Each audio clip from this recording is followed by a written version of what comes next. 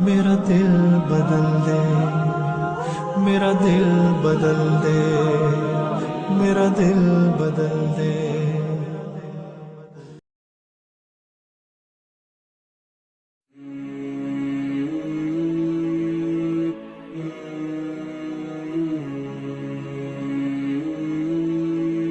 بسم الله الرحمن الرحيم والصلاة والسلام على سيد الأنبياء والمرسلين وعلى آله وأصحابه وأزواجه وذرياته وأهل بيته أجمعين أما بعد۔ محترم بھائیوں بزرگوں، آج آپ کے سامنے قرض کے احکام ذکر کیے جائیں گے۔ قرض ایک معاملہ ہوتا ہے جس میں کوئی ضرورت مند آدمی کسی صاحب حیثیت کے پاس جاتا ہے اور کہتا ہے کہ بھائی میری مدد کیجئے۔ سامنے والا یا مدد کیجئے کا مطلب یہ کہ بھائی مجھے کچھ پیسہ دیجئے، قرض دیجئے،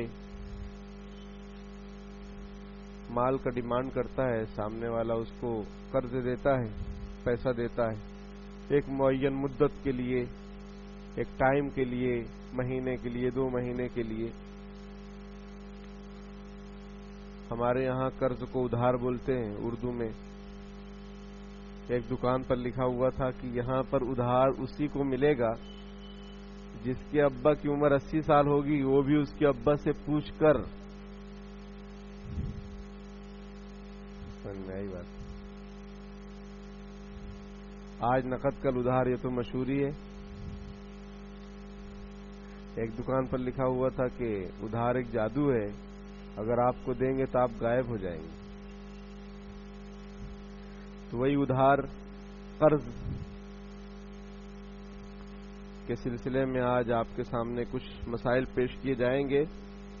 ایک ہوتا ہے قرض دینے والا جس کو قرض خواہ بولتے ہیں، ایک ہوتا ہے قرض لینے والا جس کو قرض دار بولتے ہیں۔ کہتے ہیں نا کہ بھائی میں تمہارا قرض دار تھوڑی ہوں کہ تم سے دبوں گا، اور جو پیسہ ہے اس کو قرض بولتے ہیں۔ پیسہ جو بھی چیز ہے۔ تو سب سے پہلے قرض دینے والے کے آداب ذکر کیے جائیں گے۔ حدیث شریف میں نبی اکرم صلی اللہ علیہ وسلم نے قرض دینے کے سلسلے میں، قرض دینے والے کے بارے میں بڑے فضائل بیان فرمائے ہیں، وہ بھی آئیں گے۔ قرآن پاک میں ایک آیت ہے، اس کو آیت مداینہ بولتے ہیں، سب سے بڑی آیت پورے قرآن پاک میں۔ پارہ نمبر 3 آیت نمبر 282 سورہ بقرہ، سب سے بڑی آیت پورے قرآن کی، اس کو آیت مداینہ بولتے ہیں۔ اس میں آپسی لین دین کیسا ہو وہ بیان کیا گیا۔ تو مفسرین فرماتے ہیں دیکھو، نماز کے بارے میں، زکوٰۃ کے بارے میں اتنی بڑی آیت نہیں ہے، تاکیدی حکم بہت ہے، لیکن کتنی بڑی آیت قرض کے سلسلے میں، آپسی لین دین کے سلسلے میں اتنی بڑی آیت، سب سے بڑی آیت پورے قرآن پاک میں۔ اس میں بیان کیا گیا ہے کہ اے ایمان والو، یا ایھا الذین آمنوا اذا تداینتم بدین الی اجل مسمى فاکتبوہ، اے ایمان والو جب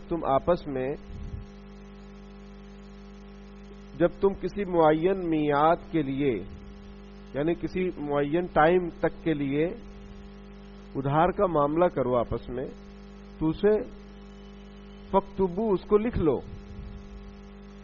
پھر آگے ہے اسی آیت میں دوسرا ایک حکم اللہ نے یہ دیا ہے، وَاسْتَشْهِدُوا شَهِيدَيْنِ مِن رِجَالِكُمْ، قرض کے آپسی معاملے پر 2 گواہ بھی بنا لو۔ کیوں 2 گواہ بنا لو؟ تاکہ آگے چل کر کوئی جھگڑا نہ ہو کہ بھائی 50,000 دیا تھا آدمی نے، وہ کہہ رہا 40,000 دیے، یہ بول رہا میں نے دیا ہی، تم نے دیا ہی نہیں تھا، میں نے لیا ہی نہیں تھا۔ یہ سب جو معاملات آگے چل کے جھگڑے اگڑے کے ہوں گے، اس سے بچنے کے لیے اللہ پاک نے یہ رہنمائی فرمائی. معاملہ صاف، دل صاف، اور معاملہ گڑبڑ ہے، دل گڑبڑ. آپ سے کوئی مال لیا، کوئی ادھار لیا، اب وہ دے ہی نہیں رہا ہے تو تکلیف ہوتی ہے، تکلیف ہوتی. آپ صلی اللہ علیہ وسلم کا معاملہ تو بڑا سخت تھا اس سلسلے میں کہ اگر آپ کو پتہ چل جاتا کہ یہ ایسا جنازہ ہے جس پر قرضہ ہے تو آپ نماز نہیں پڑھاتے. اگر کوئی آدمی اس حالت میں انتقال کرتا کہ اس پر قرض باقی رہتا تو آپ صلی اللہ علیہ وسلم فرماتے کہ بھائی تم اپنے ساتھی کی نماز پڑھ لو، میں نہیں پڑھاؤں گا. ایک مرتبہ ایسا ہی ہوا تو ایک صحابی نے کہا اے اللہ کے رسول، میں اس بندے کا قرضہ جو بھی ہے میں ادا کر دوں گا. تو پھر حضور پاک صلی اللہ علیہ وسلم نے نماز جنازہ پڑھائی. آپ صلی اللہ علیہ وسلم نے ارشاد فرمایا کہ شہید کا پہلا قطرہ اگر خون پر گرتا ہے، زمین پر گرتا ہے، پہلا قطرہ خون کا اگر زمین پر گرتا ہے اس کی مغفرت ہو جاتی. لیکن آپ صلی اللہ علیہ وسلم نے فرمایا کہ اگر اس کے ذمے قرضہ ہے تو اس کی مغفرت نہیں ہوتی، رکی رہتی ہے. ایک مرتبہ آپ صلی اللہ علیہ وسلم نے ارشاد فرمایا کہ میں نے ایک شخص کو دیکھا کہ وہ جنت کے قریب ہے لیکن اس کے ذمے قرضہ ہے، اس وجہ سے وہ داخل نہیں ہو پا رہا ہے. اب تمہاری ذمہ داری ہے، چاہے تو تم اس کو جنت میں داخل کروا دو اس کا قرضہ ادا کرا کے، یا چاہے تو اس کا قرضہ نہ ادا کرو اور پھر اس کا فیصلہ جہنم کا ہوگا. سمجھ رہے؟ مغفرت قبر میں، میدان محشر میں رکی رہے گی جب تک کہ قرضہ ادا نہ کر دیا جائے، کیونکہ یہ حقوق العباد کا معاملہ ہے. اس لیے قرض لینا، عادت بنانا یہ کوئی اچھی چیز نہیں ہے. عادت بنا لینا خامخواہ بلا ضرورت، جیسے کسی کو عادت رہتی اس سے لیے اس سے لیے اس سے لیے اس سے لیے، اس کو ٹوپی پہنا رہے ہیں اس کو ٹوپی پہنا رہے ہیں، عادت بن گئی. یہ بہت بری بات. اور اگر ضرورت ہے واقعی اس کے بغیر چارہ نہیں ہے تو بالکل قرض لینا چاہیے. آپ صلی اللہ علیہ وسلم نے بھی لیا، صحابہ کرام نے لیا، اور ہر زمانے کے لوگ لیتے ہیں. قرآن میں اس کا طریقہ بیان کیا گیا ہے. سمجھ میں آئی بات؟ اگر قرض لینا ہی یعنی ایسے ہی قرض لینا بری بات ہوتی تو پھر کیوں اس کے احکام بیان کیے جاتے ہیں؟ بری بات تب ہے جب عادت بنا لے کوئی، بس ایسے ہی فالتو میں بلا ضرورت پریشان کرنا یہ مناسب نہیں. تو آپ کے سامنے قرض دینے والے کے آداب ذکر کیے جاتے ہیں. اچھی نیت سے قرض دینا. نبی اکرم صلی اللہ علیہ وسلم نے ارشاد فرمایا جس نے 2 مرتبہ چاندی قرض دی وہ ایسا ہے جیسا کہ 1 مرتبہ صدقہ کیا. آپ صلی اللہ علیہ وسلم نے ارشاد فرمایا کہ معراج کے موقع پر میں نے صدقے کا ثواب 10 گنا دیکھا، صدقے کا ثواب 10 گنا اور قرضہ دینے کا ثواب 18 گنا دیکھا. تو حضرت جبرائیل علیہ السلام سے میں نے پوچھا کہ ایسا کیوں؟ تو حضرت جبرائیل علیہ السلام نے عرض کیا اللہ کے رسول، جو سائل ہوتا ہے جب وہ سوال کرتا ہے اور اس کو کوئی صدقہ دیتا ہے، صدقہ خیرات، تو جو سائل ہوتا ہے اس کے پاس کچھ نہ کچھ چیزیں ہوتی ہیں، کچھ نہ کچھ پیسہ وغیرہ اس کے پاس رہتا ہی ہے. لیکن جو قرض خواہ ہوتا ہے، جو قرض دار ہوتا ہے، بیچارہ جو قرض مانگنے والا ہوتا ہے، وہ بہت ہی مجبوری میں قرضہ لیتا ہے. اس کے پاس کچھ نہیں ہوتا تو پھر سوچتا ہے کہ اب قرض لینا چاہیے. اس لیے اس کو قرض دینے میں 18% ثواب ملتا ہے، 18 درجہ نیکی کا ملے گا، اور صدقے میں 10 درجہ، 10 نیکی. تو اچھے انداز سے اچھی نیت سے قرض دینا چاہیے. لیکن آج معاملہ یہ ہے کہ کوئی قرض دینے کے لیے جلدی تیار ہوتا نہیں ہے. اس کی وجہ یہ ہے کہ ہم شریعت پر عمل ہی نہیں کرتے. ارے بھائی، قرآن کیا کہہ رہا ہے؟ جب تم آپس میں ادھار کا معاملہ کرو تو لکھو گواہ بناؤ 2 آدمیوں کو، چاہے قرضہ تھوڑا ہو چاہے زیادہ ہو، ایسا ضرور کرو تاکہ آپس میں جھگڑے نہ ہو۔ اور قرآن میں یہ بھی ہے کہ گواہ بننا چاہیے اگر آپ کو بلایا جائے، وَلَا يَأْبَ الشُّهَدَاءُ إِذَا مَا دُعُوا۔ قرآن کہتا ہے کہ جب گواہ بننے کے لیے تم کو بلایا جائے تو بن جاؤ، انکار مت کرو، انکار مت کرو، کیونکہ اس سے ایک معاملہ وجود میں آئے گا، یا معاملہ وجود میں آ چکا ہے، آپ گواہ بن چکے ہیں، اب کچھ اختلافات ہو رہے ہیں، آپ کو بلایا جا رہا ہے، آپ جا ہی نہیں رہے، تو کیسے معاملہ حل ہوگا؟ تو آج جلدی کوئی قرضہ ورضہ دیتا نہیں ہے، بہانے بناتے ہیں لوگ، حالانکہ پیسہ رہتا ہے، کیونکہ وشواس نہیں ہے۔ تو وشواس کیوں نہیں ہے؟ جو قرآن کا انداز ہے، جو شریعت کا طریقہ ہے، اس کے اعتبار سے معاملہ کریں۔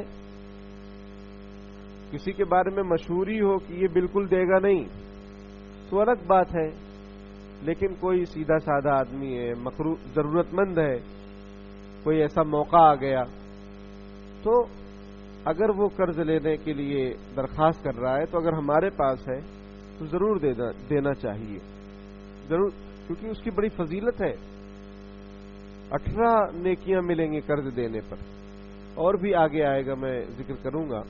ایک حدیث شریف میں ہے کہ جو آدمی کسی کو قرض دیتا ہے اس کو مہلت بھی دیتا، کوئی بہت تنگ دست ہے، اس کو قرضہ دیا تو جتنا قرضہ دیا ہے نا اتنا اس کو صدقے کا ثواب ملے گا، روزانہ صدقے کا ثواب۔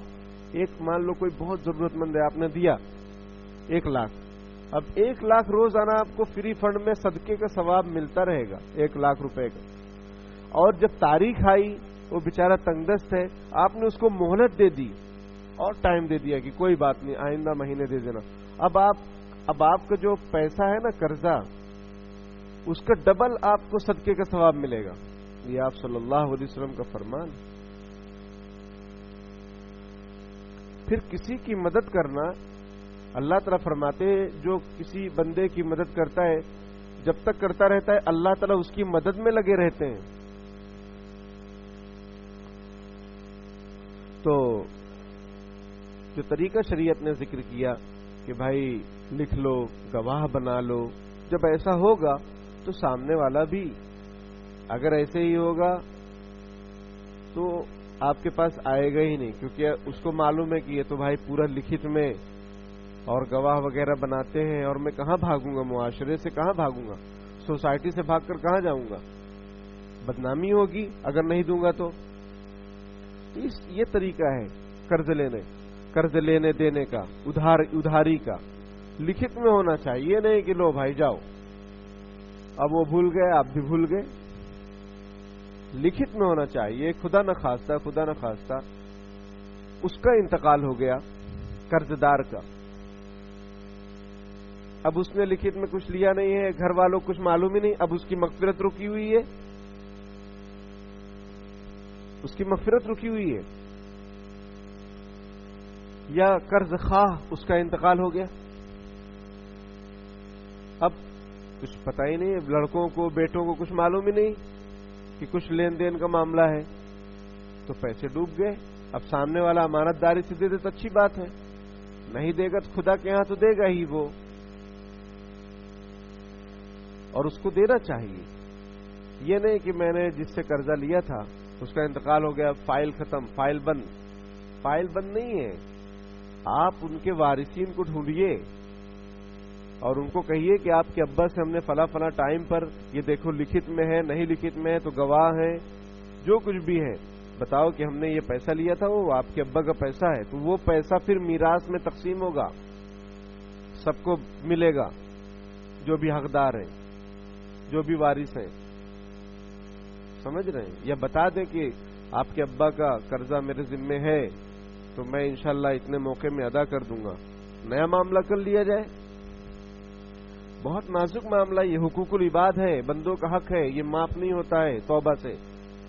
کعبے کا چکر لگانے سے لوگوں کو جو چکر ہم نے دیے ہیں وہ معاف نہیں ہوتا ہے، اور آج یہی ماحول ہے، تکلیف ہم لوگوں کو دیتے ہیں، ٹینشن لوگوں کو دیتے ہیں، اور معافی اللہ تعالیٰ سے مانگتے ہیں کہ اللہ میرے گناہوں کو معاف کر دیجئے۔ ارے بھائی اللہ تعالیٰ تو اپنے جو حقوق اللہ ہے اس میں کمی کوتاہی ہوگی اس کو معاف کریں گے اللہ. کسی کو آپ دوسرے کو ستاؤ، مارو، اس کا حق کھا جاؤ، حق دبا لو، تو وہ تو جب تک صاحب حق سے معاملہ کلیئر نہیں ہوگا کیسے ہوگا؟ اللہ تعالیٰ معاف نہیں کریں گے. تو اچھی نیت سے قرض دینا چاہیے، بہت فضائل ہے، بہت ثواب ہے، صدقے کا ثواب ہے. قرض کا اچھے انداز سے مطالبہ کرنا. مان لو آپ نے دیا، اب 1 مہینے کا ٹائم تھا، اب وہ سامنے والا دے ہی نہیں رہا ہے یا بھول گیا، تو آپ اس کو یاد دلا دو کہ بھائی آپ نے کہا تھا، یہ دیکھو لکھت میں ہے، آپ نے کہا تھا 1 مہینے میں دے دیں گے، ٹائم ہو گیا ہے. اچھے انداز سے، یہ نہیں کہ آپ گنڈوں کو بھیج رہے ہیں، بدماشوں کو بھیج رہے ہیں، اس کو اٹھا لا رہے ہیں، اس کو مار رہے ہیں، تو ایسا نہیں ہونا چاہیے. یہ آپ الٹا سیدھا بول رہے ہیں. بھائی خدا نے آپ کو دیا تو آپ دینے والے بنے. خدا چاہتا تو آپ کو قرض دار کی جگہ پر بھی تو رکھ سکتا تھا. تو اللہ کا شکر ادا کرنا چاہیے اور مطلب بڑائی سے بچنا چاہیے اور ایسے کام سے بچنا چاہیے جس سے جو ہے فالتو میں بلا وجہ کسی مسلمان کو تکلیف پہنچے. تو قرض کا اچھے انداز سے مطالبہ کرنا. نبی اکرم صلی اللہ علیہ وسلم نے ارشاد فرمایا کہ اللہ سبحانہ و تعالیٰ اس شخص پر رحم فرمائے جو خرید و فروخت اور وصول یابی میں اپنا حق لینے میں نرمی کا معاملہ کرے. نرمی کا معاملہ. ایک روایت میں ہے کہ اللہ تعالیٰ نے تم سے پہلے کسی قوم میں ایک شخص ایسا تھا جو بہت ہی اچھا تھا، نرم دل تھا، خرید و فروخت میں، قرض میں، لینے میں، دینے میں بہت اچھا انداز تھا اس کا. اللہ تعالیٰ نے اس کی مغفرت کر دی اسی نرمی کی وجہ سے، اسی مہربانی کی وجہ سے. حدیث شریف میں یہ بھی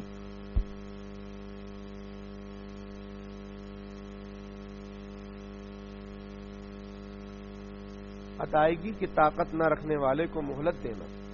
جیسا کہ میں نے ذکر کیا کہ بیچارہ کوئی نہیں دے پا رہا ہے تو اس کو مہلت دیں گے آپ، تو اب آپ کے قرضے کے ڈبل آپ کو صدقہ کا ثواب ملے گا.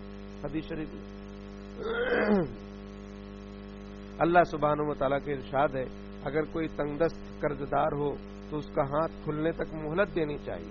یہ قرآن میں اگر کوئی قرض دار تنگ دست ہے اس کو مہلت دو، ٹھیک ہے کوئی بات نہیں، مہلت دیجیے اس کو. اور حدیث شریف میں اس کی فضیلت بیان کی گئی. گنجائش ہو تو تنگ دست کے قرض کو معاف کرنا. گنجائش ہو تو کوئی تنگ دست ہے تو اس کے قرضے کو معاف کر دینا چاہیے کہ اللہ نے ہم کو بہت دیا ہے.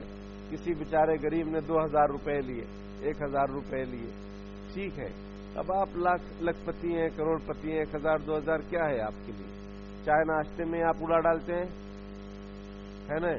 بچوں کے برتھ ڈے میں ہی لاکھوں روپے آپ خرچ کر ڈالتے جو کہ حرام ہے.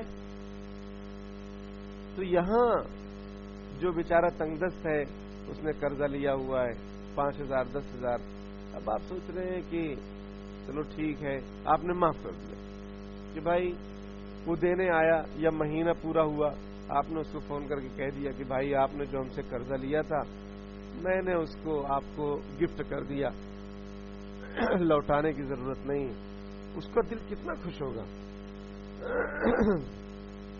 اس کا دل کتنا خوش ہوگا بتائیے. دل سے دعا نکلے گی کہ دیکھو انہوں نے ہمارے ساتھ ہمدردی اور مہربانی کا معاملہ فرمایا. تو دل جیتنے کا ایک طریقہ یہ بھی ہوتا ہے. لیکن آج یہ ہمارا اور آپ کا حال یہ ہے کہ ہم قرض دینے کے لیے ہی تیار نہیں ہیں. مجھے ایک صاحب نے بتایا کہ قرض حسنہ یعنی بغیر سود والا قرض ملنا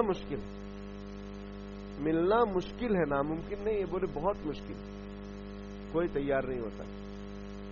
ہاں وہ پرسنٹیج دو، سود دو، سمجھ رہے ہیں؟ ہر مہینے 1000 روپے پہنچاتے رہو اور لو قرضہ لے جاؤ 10,000، ہر مہینے 1000 دیتے رہو، تو وہ اس کے لیے اپنے کیا غیر بھی مل جائیں گے. ہر کوئی تیار ہے، جو کہ حرام ہے. حدیث شریف میں نبی اکرم صلی اللہ علیہ وسلم نے ارشاد فرمایا کل قرض جر نفعا فهو ربا. ہر وہ قرضہ جو نفع لے کر آئے وہ سود ہے، وہ حرام ہے.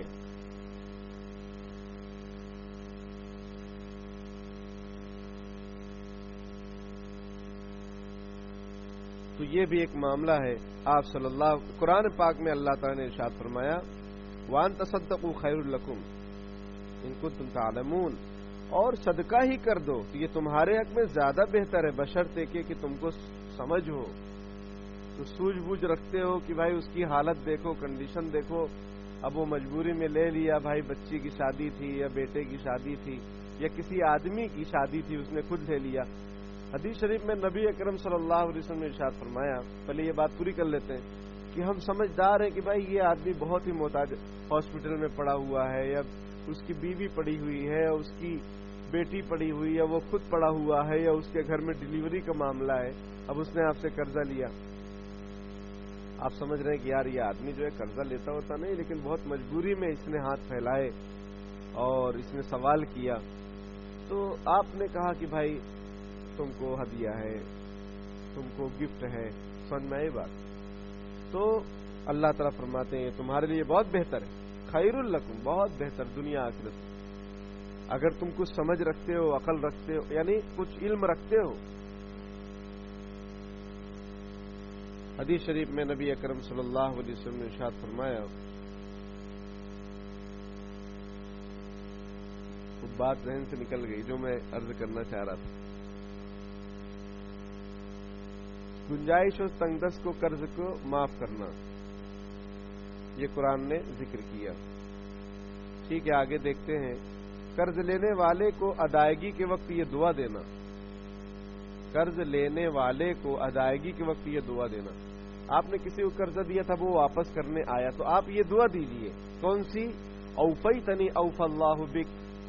حدیث شریف سنیے, نبی اکرم صلی اللہ علیہ وسلم نے ارشاد فرمایا,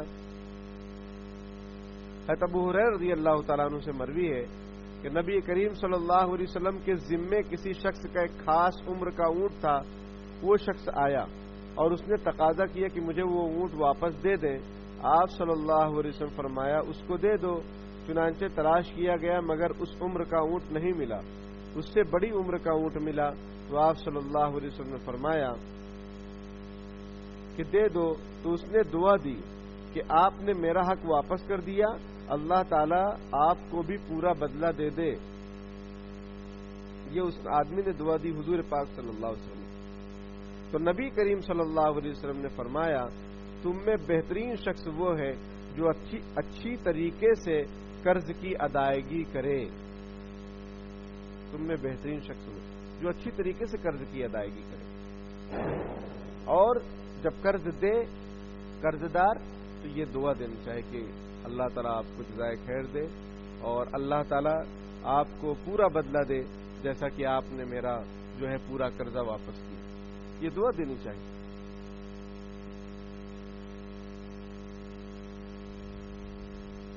اب قرض لینے والے کے کیا آداب ہیں؟ یہ تو دینے والے کے آداب تھے, اب لینے والے. بلا ضرورت اور ضرورت سے زیادہ قرضہ نہ لینا, بلا ضرورت اور ضرورت سے زیادہ قرضہ نہ لینا. اب اپنے کو معلوم ہے کہ ہم بھر نہیں پائیں گے, ادا نہیں کر پائیں گے, پھر بھی لے لیے 5 لاکھ, اب کہاں سے ادا کریں گے؟ اور کمائی ہے 10,000 اور خرچہ ہے 9,000, 1,000 بچ رہا ہے, 5 لاکھ کیسے ادا ہوں گے؟ اسی طرح بلا ضرورت کوئی ضرورت نہیں ہے, لیکن اب وہ چونکہ شادیوں کا موسم ابھی چل رہا ہے تو وہ دکھانا ہے, محلے والوں کو بتانا ہے کہ ہم کسی سے کم نہیں ہیں, ہم بھی لون بک کر سکتے ہیں بڑا والا, ٹھیک ہے, اور ہم بھی 1,500 لوگوں کو کھلا سکتے ہیں, اس میں کیا ہے ٹینشن. بینک زندہ باد ہے, سودی لون جو کہ حرام, اور نہیں تو اپنا دوست زندہ باد ہے فلانا 2 نمبریا, اس کے پاس بھی مل جائے گا, ٹھیک ہے. تو یہ بلا ضرورت, کیا ضرورت ہے آپ کو؟ جتنی کیپیسٹی ہے اس حساب سے آپ خرچ کیجئے, اس حساب سے خرچ کیجئے. ہاں, نبی اکرم صلی اللہ علیہ وسلم نے ارشاد فرمایا, وہ روایت یاد آ گئی, وہ یہ کہ اگر کوئی شخص شادی کرنا چاہتا ہے, بیچارہ اس کے پاس پیسہ نہیں ہے, وہ قرض لے رہا ہے تاکہ میں شادی کروں اور عفت اور پاک دامنی کی زندگی گزاروں, اس لیے گناہوں سے بچنا مشکل بلکہ ناممکن ہو رہا ہے اب, تو اس لیے بیچارہ وہ قرض لے رہا ہے. حدیث شریف میں آپ صلی اللہ علیہ وسلم نے فرمایا اس آدمی کی قرض کی ادائیگی اللہ پاک فرمائیں گے, اللہ پر لازم ہے, किस शख्स की कर्ज की अदायगी करें। अगर ये ले रहा है बहुत अच्छी बात, अल्लाह ताला इसको पूरा करेंगे, क्योंकि इसके मकसद क्या है, नियत क्या है, इफ्फत और पाकदामनी, क्योंकि उसको महर अदा करना है, फालतू खर्चे नहीं, फालतू खर्चे नहीं। फालतू खर्चे के लिए हदीस शरीफ नहीं है कि भाई अरे यार शादी करने के लिए अल्लाह कर्ज अदा करेंगे, चलो फिर 5 लाख ले लो और बराबर धूम मचाओ, ये नहीं, बल्कि महर के लिए, जरूरी सामान के लिए, किराए के मकान के लिए, मिसाल के तौर पर कि भाई घर में बिल्कुल जगह नहीं है, चलो किराए के मकान ले लेते हैं, उसका कर्जा, उसके लिए। महर के लिए पैसा नहीं है, महर भी देनी पड़ती है, तो उसके लिए अगर कोई इस तरह से कर्जा लेता है तो आप सल्लल्लाहु अलैहि वसल्लम ने फरमाया कि अल्लाह ताला उसके कर्ज को अदा करेंगे, अल्लाह पर लाजिम है कि उसके कर्ज को अदा करें। समझ रहे? तो जरूरत हो तो लेने की बिल्कुल गुंजाइश है, और जरूरत ना हो तो बिला जरूरत इसी तरीके से ज्यादा कर्जा लेना ये मुनासिब नहीं। अपने को परेशानी में डालना है, टेंशन में डालना है, और औलाद को भी टेंशन में डालना है, घर वालों को भी, क्योंकि वो जो कर्जखा हजरात हैं, समझ में आई बात, तो वो बार बार फोन करेंगे, बार बार आएंगे, ताना देंगे, गालियां देंगे, बुरा भला कहेंगे, तो ये सब की क्या जरूरत। अदायगी की नीयत से कर्ज लेना। एक आदमी कर्ज इसलिए लेता है, बहुत परेशान है, और इस ये नीयत भी है कि मैं इसको वापस करूंगा, तो आप सल्लल्लाहु अलैहि वसल्लम फरमाया, जो शख्स लोगों का माल उसकी अदायगी की नीयत से ले तो अल्लाह सुब्हानहू व तआला उसके लिए अदायगी आसान कर देते हैं, उसके लिए अदायगी को आसान कर देते हैं। दूसरी रिवायत में है, या तो अल्लाह ताला उसको खूब माल देते हैं, या कोई ऐसा फर्द, कोई ऐसा आदमी अल्लाह ताला उसे अता फरमा देते हैं जो आदमी उसका कर्जा अदा कर दे, अगर ये नियत है तो। और अगर कयामत के दिन, और अगर इसका इंतकाल हो गया तो कयामत के दिन अल्लाह पाक अपनी तरफ से इस बेचारे का कर्ज खाह को दे देंगे, कहेंगे, अल्लाह ताला बुलाएंगे, हदीस शरीफ है उसमें ये जिक्र है कि अल्लाह ताला वो कर्ज खाह जिसका पैसा बाकी है उसको बुलाएंगे, उसको नेमतें दिखाएंगे जन्नत की, कहेंगे ये तुम्हें पसंद है, वो कहेगा बिल्कुल अल्लाह ताला बिल्कुल पसंद है। अल्लाह ताला फरमाएंगे ये मैं तुझको देता हूं लेकिन तू इसके कर्ज को माफ कर दे, वो कहेगा बिल्कुल अल्लाह ताला मैंने माफ कर दिया। तो फिर इस तरह से अल्लाह ताला निजाम बनाएंगे उसका, दुनिया में भी आखिरत में भी। नियत होनी चाहिए। ये अगर नियत है कि किसका दिया किसका देंगे, किसका दिया कि तुमको देंगे, ये अगर नियत है, या फिर देने की सिरे से नियत ही नहीं है कि, यानी घपला करने की नियत है शुरू से, तो आप सल्लल्लाहु अलैहि वसल्लम फरमाया कि ये कयामत के दिन अल्लाह ताला से मिलेगा, चोर होने की हालत में इसकी मुलाकात होगी, यानी चोरों की तरह कयामत के दिन इसका हश्र होगा। और हुजूर ने फरमाया कि उसके लिए उस माल का इस्तेमाल करना भी जायज नहीं है जो देने की नीयत न रखता हो। वो माल ले रहा है, गोया कि चोरी का माल है, समझ रहे, चोरी का माल इस्तेमाल करना। वादे के मुताबिक कर्ज अदा कर देना, बिला वजह टाल मटोल न करना। हदीस शरीफ में आप सल्लल्लाहु अलैहि वसल्लम फरमाया, मालदार का टाल मटोल करना जुल्म है। अरे भाई अब आपने कर्जा लिया, आपके पास पैसा वैसा सब है, आ गया, अब अदा कर दीजिए, लेकिन नहीं घुमा रहे, तो ये जुल्म है। और दूसरी रिवायत में है कि ऐसा शख्स फासिक और फाजिर है, ऐसा शख्स जो टाल मटोल कर रहा है देने में, है पैसा उसके पास लेकिन टाल मटोल कर रहा है, ये फासिक और फाजिर है। हदीस शरीफ। अदायगी कर्ज के वक्त ये दुआ देना, जिसने आपको पैसा दिया, अब आप जब उसका कर्ज दे रहे हैं तो आपके लिए भी एक मसनून दुआ है, वो ये है कि बारकल्लाहु लक फी अहलिक व मालिक, कि अल्लाह ताला आपके माल में, आपके अहल अयाल में, घर बार में, कारोबार में खूब बरकत अता फरमाए। ये जब आदमी कर्ज लौटा रहा है, कर्जदार, तो कर्ज खाह को ये दुआ दे। देखिए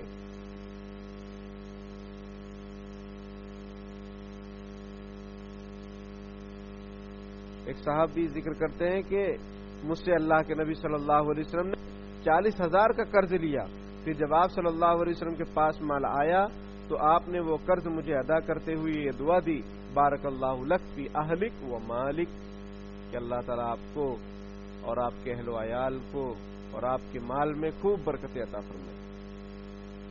نوٹ: ادائیگی کے وقت قرض لینے والا بغیر کسی شرط کے اپنی طرف سے تبرعاً کچھ اضافہ کر کے دینا چاہے تو دے سکتا ہے۔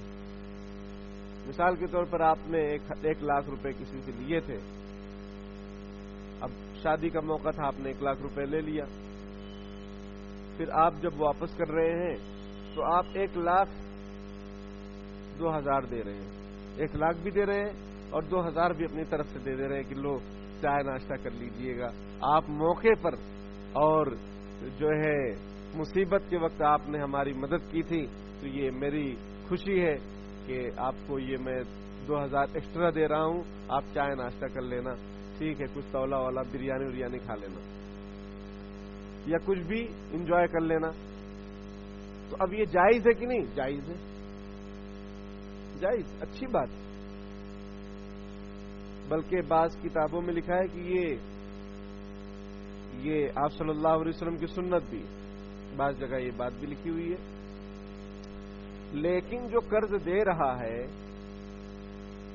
قرض خواہ مال والا جو قرضہ دے رہا، وہ یہ کہے 1,00,000 لے رہے ہو 1,05,000 روپے دینا، یہ حرام، یہ سود ہے۔ قرض دار اپنی طرف سے اگر خوشی سے بغیر کسی دباؤ کے، دیکھیے اہم وضاحت، اگر اس اضافے کی پہلے سے صراحتاً یا اشارتاً شرط لگائی گئی ہو تو یہ سودی قرض ہونے کی وجہ سے حرام ہے۔ سمجھ آئی بات؟ آپ سوچیں گے جو قرضہ لیے وہی پورا دے دے، بہت غنیمت ہے، اوپر سے نہیں دیں گے تو بھی چلے گا، سمجھ رہے؟ کیونکہ ایسا ماحول ہو گیا ہے کہ جو لے گئے جو لے لیتا ہے وہ بھی بھول جاتا ہے، پھر دینے کا نام ہی نہیں لیتے، تو اس سے بھی تکلیف ہوتی ہے، تو ایسا نہیں ہونا چاہیے۔ قرض کی ادائیگی کے لیے دعا کرنا، بلکہ حضرت ابو امامہ باہلی رضی اللہ تعالیٰ عنہ ایک صحابی ہیں، وہ مسجد میں نماز سے پہلے آئی، ٹائم سے پہلے ہی آ گئے، تو آپ صلی اللہ علیہ وسلم نے دیکھا، فرمایا کہ کیا بات ہے، آپ نماز کے وقت سے پہلے ہی آ گئے؟ انہوں نے کہا اللہ کے رسول، میرے ذمہ بڑا قرض وغیرہ ہے، بہت ٹینشن ہے۔ حضور پاک صلی اللہ علیہ وسلم نے ارشاد فرمایا، کیا میں تمہیں ایسی دعا نہ سکھلا دوں کہ جس کے پڑھنے سے اگر سیر پہاڑ کے برابر بھی تمہارے اوپر قرضہ ہوگا تو ادا ہو جائے گا؟ سیر نامی ایک پہاڑ ہے جو بعض روایتوں کے حساب، یعنی بہت بڑا پہاڑ ہے، بعض روایتوں کے حساب سے یہ طی ایک مقام ہے، وہاں کا پہاڑ ہے، بعض روایتوں میں یہ ہے کہ یمن کے اندر کوئی پہاڑ ہے بڑا سا، اس کے برابر بھی اگر قرض ہوگا تو آپ صلی اللہ علیہ وسلم فرمایا ادا ہو جائے گا۔ پھر آپ صلی اللہ علیہ وسلم نے ان کو یہ دعا سکھلائی، اللہم انی اعوذ بک من الہم والحزن واعوذ بک من العجز والکسل واعوذ بک من الجبن والبخل واعوذ بک من غلبۃ الدین وقہر الرجال۔ وہ کہتے ہیں کہ میں نے اس دعا کا اہتمام کیا تو میرا سارا قرضہ ادا ہو گیا، میرا سارا قرضہ ادا ہو گیا۔ دوسری ایک دعا، حضرت علی رضی اللہ تعالیٰ عنہ کے پاس ایک غلام آیا جس نے کہا کہ میرے آقا نے مالی معاملہ کیا ہے مجھ سے کہ اتنا مال تم دے دو تو تم آزاد ہو جاؤ۔ اس غلام کو مکاتب بولتے ہیں شریعت میں، سمجھنا یہ بات کہ تم اتنا پیسہ دو تو تم آزاد۔ اب وہ کہہ رہا ہے غلام حضرت علی رضی اللہ تعالیٰ عنہ سے کہ آپ میری مدد کیجئے، تو حضرت علی رضی اللہ تعالیٰ عنہ فرمایا، کیا میں تجھے چند کلمات نہ سکھلاؤں جو مجھے رسول اللہ صلی اللہ علیہ وسلم نے سکھلائے ہیں کہ اگر تیرے اوپر سیر پہاڑ کے برابر بھی قرض ہو تو اللہ تعالیٰ اسے ادا کر دیں گے۔ پھر آپ صلی اللہ علیہ وسلم فرمایا یہ دعا پڑھتے رہے۔ کون سی دعا؟ پھر آپ رضی اللہ تعالیٰ عنہ نے فرمایا یہ دعا پڑھ، کون سی؟ اللہم اکفنی بحلالک عن حرامک واغننی بفضلک عمن سواک، یہ دعا۔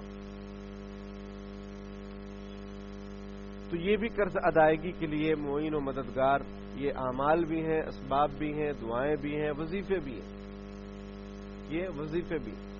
اسی طریقے سے معاذ ذوالفقار احمد نقشبندی دامت برکاتہم فرماتے ہیں کہ میرے شیخ نے ہمیں یہ وظیفہ بتلایا تھا کہ اگر مالی تنگی ہے، ٹینشن ہے، تو یہ وظیفہ پڑھا جائے کہ ہر فرض نماز کے بعد 1 مرتبہ آگے پیچھے درود ابراہیم اور 7 مرتبہ لإلاف قریش کی سورہ قریش، 7 مرتبہ سورہ قریش اور آگے پیچھے 1 مرتبہ درود ابراہیم نماز والا، اس کو پڑھیے، کتنی بھی تنگ دستی ہوگی، ٹینشن ہوگا، سب ختم ہو جائے گا۔ یہ بھی ایک وظیفہ ہے سمجھ میں۔ اور سب سے بڑا وظیفہ شریعت پر عمل ہے، سب سے بڑی تعویذ شریعت پر عمل ہے، سنت پر عمل ہے۔ ہاں، سنت سے یاد آ گئی ایک بات اور کہ کھانے کے بعد ہاتھ دھونا کیا ہے؟ سنت۔ ارے بھائی، کھانے سے پہلے ہاتھ دھونا سنت، کھانے کے بعد ہاتھ دھونا سنت۔ لیکن کھانے کے بعد کی جو سنت ہے ہاتھ دھونے والی، اگر کسی کے ذمہ قرضہ ہو تو وہ اس نیت سے ہاتھ دھوئے، ہاتھ تو دھونا ہی ہے، ہاتھ تو دھونا ہی ہے لازمی، ٹھیک ہے؟ تو اس نیت سے دھوئے کہ میرے ذمہ جو قرضہ ہے وہ اس سنت کی برکت سے ادا ہو جائے گا۔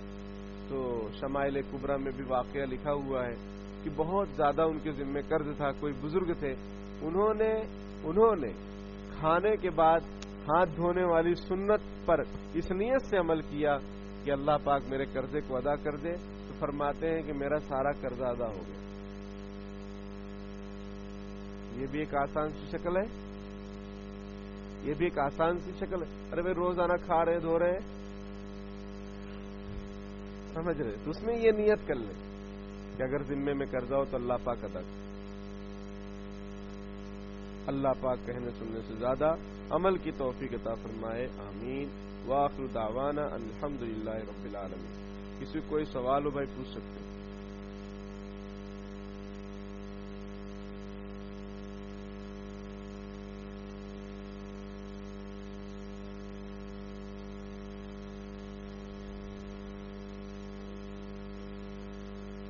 ہاں بیٹھ جائیے، میں کچھ مسائل بھی بتاتا ہوں۔ ہاں، قرض کے سلسلے میں بھی ایک مسئلہ کیا آیا کہ بھائی جس نے قرضہ لیا ہے آپ نے اس کو معاف کر دیا۔ کبھی یہ بھی ہو سکتا ہے رمضان میں آپ کو خیال آئے کہ چلو جو مجھ سے اس نے 10,000 روپے قرضہ لیا تھا اس کو میں زکوٰۃ سمجھ لیتا ہوں۔ کیا ایسا کرنا صحیح ہے؟ ایسا کرنا صحیح نہیں ہے۔ وہ نفلی صدقہ الگ چیز ہے، وہ نفلی صدقہ کہ آپ نے معاف کر دیا تو صدقے کا ثواب آپ کو ملے گا، نفلی صدقہ۔ لیکن آپ سوچیں کہ میرے ذمہ جو زکوٰۃ ہے نکلی ہوئی ہے، تو چلو 10,000 میں نے ان کو قرضہ دیا ہے، میں ان کو کہتا ہوں کہ بھائی رکھ لو آپ، اور میں زکوٰۃ کی نیت کر لیتا ہوں۔ ایسا نہیں چلے گا، ایسی زکوٰۃ ادا نہیں ہوگی، بلکہ آپ ان سے کہیں کہ آپ مجھے دیجئے کہیں سے بھی، بولو دے دو تو کہیں سے بھی لاؤ، پھر آپ اس پیسے کو اپنے ہاتھ سے ان کو دے، کہیں کہ آپ کو گفٹ ہے، کیونکہ زکوٰۃ کو بھی گفٹ کی نیت سے، ہدیہ تحفے کی نیت سے دینے سے زکوٰۃ ادا ہو جاتی ہے۔ یہ بتانا ضروری نہیں ہے کہ یہ زکوٰۃ ہے کھاؤ، تو سامنے والے کو اچھا نہیں لگتا ہے، سمجھ میں آئی بات؟ اس کی رعایت میں اگر یہ الفاظ بھی آپ نے استعمال کیے تو زکوٰۃ ادا ہو جائے، یہ طریقہ ہے۔ ایسے نیت کر لیے، کیونکہ زکوٰۃ دیتے وقت زکوٰۃ کی نیت کرنا فرض ہے۔ اگر آپ کی نیت نہیں ہوئی زکوٰۃ دیتے وقت زکوٰۃ کی، آپ نے جب اس کو قرضہ دیا تھا زکوٰۃ کی نیت سے دیے تھے، آپ تو قرض دیے تھے، تو پھر زکوٰۃ کیسے ادا ہوگی؟ یہ ایک مسئلہ ہی ہے۔ دوسرا مسئلہ چچا نے پوچھا کہ بینک کا جو انٹرسٹ ہے اس کو کیا کیا جائے، اس کے بارے میں ایک غلط فہمی، اس کو میں پہلے ذکر کرتا ہوں، ہے نا۔ پہلے اینٹی بایوٹک لیجئے۔ وہ کیا ہے کہ رفاہی کام میں انٹرسٹ کے پیسے کو لگا دینا چاہیے، بیت الخلا میں لگا دینا چاہیے، یہ غلط فہمی ہے، صحیح نہیں۔ انٹرسٹ کے پیسے کو بھی کسی زکوٰۃ کے مستحق مسلم اور کوئی بہت ضرورت مند غیر مسلم کو انٹرسٹ کا پیسہ ثواب کی نیت کیے بغیر دے دینا چاہیے کہ ہمارے اوپر سے آفت گئی، کیونکہ سود حرام ہے، समझ में आई? नहीं आई? फिर से समझो। नहीं आई? चचा नहीं आई कि आई? हाँ, असल में ये इशारा जो है कभी हाँ के लिए होता है, कभी ना के लिए होता है, इसलिए मुंह से भी बोल देंगे तो इशारा पक्का हो जाएगा।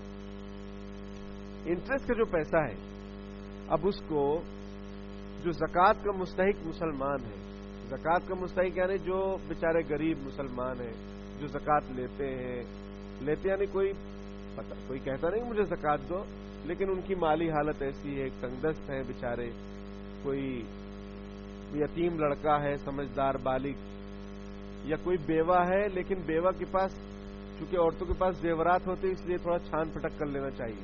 अगर जेवरात है तो जेवरात की कीमत आज आसमानों को छू रही है, तो वो शरीयत की नजर में फिर साहिब निसाब होगी, तो उसको ज़कात देना दुरुस्त नहीं होगा। हाँ, अगर वो वाकई जरूरतमंद है, उसके पास कुछ जेवर वगैरह नहीं है, या इतने कम है 10-20 हजार रुपए के हैं बस, ठीक है, 52.5 तोला चांदी का जो निसाब है उसकी कीमत के बराबर नहीं है उसके पास जेवरात या जरूरत से जायद साजो सामान, यानी तिजारत का सामान, जरूरत से जायद नहीं, तिजारत भी कुछ नहीं है, कुछ भी नहीं, ऐसे गरीब है मुसलमान, कोई मर्द है औरत है, तो ये सूद का पैसा उसको देना दुरुस्त है। या कोई गैर मुस्लिम है, वो बहुत जरूरतमंद, अपना पड़ोसी उड़ोसी है, जरूरतमंद है, तो इंटरेस्ट का पैसा उसको भी दे सकते हैं। इंटरेस्ट का पैसा ज़कात नहीं, ज़कात सिर्फ मुसलमानों को दी जाएगी, गैर मुस्लिम को ज़कात देने से ज़कात अदा नहीं होगी। देखिए, एक मसला समझिए कि बाप के मालदार होने से बालिग औलाद मालदार नहीं समझी जाएंगी, और बालिग औलाद के मालदार होने से बाप मालदार नहीं समझा जाएगा। ये शरीयत का एक ज़ाब्ता है। अब वो बच्चा कमा रहा है, मान लो उसका बहुत मालदार है, लेकिन वो उसको पूछ ही नहीं रहा है। एक तो बहुत कमा रहा हो, तो यहां तो 10,000 कमा रहा है, आज महीने का खर्च कम से कम 15,000 है, एक घर में, नॉर्मल घर में 15,000 कम से कम लग ही जाते हैं, या 10,000 कम से कम लग जाते। इस पर यह सोचना चाहिए कि ये मुअज्जिन साहब वगैरह की तनख्वाह कितनी कम रहती है, और हमारा मुआशरा कहां पैसा खर्चा कर रहा है, शादियों में, बर्थडे में, नाजायज हराम रस्मों में कितना पैसा हम खर्च कर रहे हैं। और जो हमारे इमाम हैं, मुअज्जिन हैं, हमारे मुदर्रिस हैं, मकातिब के जो उस्ताद हैं, उनको कुछ लोगों ने लॉकडाउन में पैसा भी नहीं दिया, तनख्वाह भी नहीं दी लॉकडाउन में, वो भी कितनी 2-3 हजार रहती है, लेकिन अभी शादी आ जाए, बर्थडे आ जाए तो हर लाखों रुपए खर्च कर रहे हैं। ये हमें अफसोस करने का मकाम है, डूब मरने का मकाम है उम्मत मुस्लिमा के लिए। बहरहाल बात क्या थी कि बेटा 10,000 कमा रहा है, लेकिन क्या वो अब्बा को दे रहा है? 10,000 से क्या होता है? कुछ नहीं होता है। अगर वो आदमी कहे कि मैं वाकई जरूरतमंद हूं, उसका अब्बा कि वाकई मैं जरूरतमंद हूं, तो उसको दीजिए आप, ब्याज का पैसा दे सकते हैं, ज़कात भी दे सकते हैं, क्योंकि वो कह रहा है ना। बल्कि शरीयत में एक मसला ये भी है कि एक आदमी ऐसा है कि वो बहुत मालदार है, लेकिन वो फटीचर, यानी एकदम कपड़े एकदम पुराने, ये वो, आदमी ने सोचा यार ये ज़कात का मुस्तहिक है, इसको ज़कात दे देते हैं, उसने उसको ज़कात दे दिया। बाद में पता चला कि ये तो बहुत बड़ा सेठ है, तो इसकी ज़कात अदा हो गई। नहीं बात, तो ये तो जब मुंह से कह रहा है कि भाई मैं जरूरतमंद हूं, तो इसको तो मुंह से कहने देना ही नहीं चाहिए, उससे पहले हम पहुंच जाएं और चुपके से दे दें। वो हमारे घर पर आए, इससे कहीं ज्यादा बेहतर है हम उसके घर पर जाकर उसको अकेले चुपके से दे दें। ये अल्लाह को पसंद है। कयामत के दिन अर्श के साये में 7 आदमी होंगे, 7 किस्म के लोग होंगे, उसमें से एक आदमी वो भी होगा कि जब वो सदका खैरात करता था तो दाहिने हाथ से करता था, बाएं हाथ को पता नहीं चलता था। और आज हमारे यहाँ इस तरीके से कुछ देते हैं तो ऐसा हाथ बढ़ाओ, ऐसा दोनों का फोटो जब तक नहीं आ जाए तब तक कुछ देते ही नहीं है। तो ये क्या हो रहा है? ये अल्लाह को आप राजी कर रहे हैं, लोगों को, या वोट हासिल करना है, आगे मिंबर उम्बर बनना है, आपको इलेक्शन लड़ना है, इसलिए ये सब पब्लिसिटी है जो कि नाजायज। हाँ, दे सकते हैं। जो ज़कात का मुस्तहिक है اس کو انٹرسٹ کا پیسہ دے سکتے ہیں مسلم کو. اور اگر کوئی مسلم نہیں مل رہا ہے، ایسا مشکل ہے، تو غیر مسلم کو بھی دے سکتے ہیں، غریب کو انٹرسٹ کا پیسہ.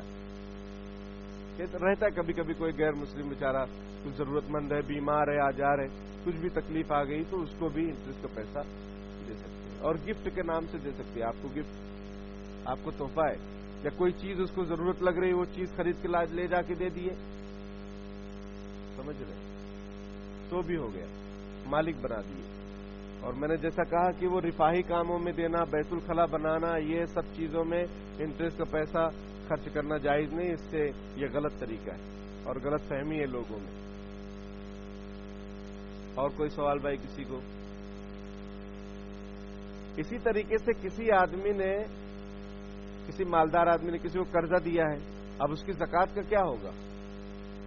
مان لو ہارون بھائی ہے، ٹھیک ہے، انہوں نے ایک آدمی کو 1,00,000 روپے قرض دیا. اب رمضان کا مہینہ آ گیا. رمضان میں عام طور پر لوگ زکوٰۃ نکالتے ہیں. اب رمضان المبارک کا مہینہ آیا، اب وہ سوچ رہے ہیں کہ میں کیا کروں، 1,00,000 کا مجھے زکوٰۃ دینا ہے کہ نہیں دینا ہے. تو اس کا مسئلہ یہ ہے کہ اگر آپ کو 1,00,000 روپے ملنے کی امید ہے، یقین ہے کہ دے دے گا، تو آپ اس 1,00,000 روپے کی بھی زکوٰۃ نکالیے. اور کوئی ایسا آدمی لے گیا جو لاپتہ گنج میں چلا گیا، ٹھیک ہے، وہ مل ہی نہیں رہا ہے، یا مل رہا ہے لیکن وہ دینے کا نام ہی نہیں لے رہا ہے، تو اب اس قرض پر زکوٰۃ نہیں ہے. جب ملے گا تب پھر سال پورا ہوگا تب دینا. ٹھیک ہے، وآخر دعوانا الحمدللہ.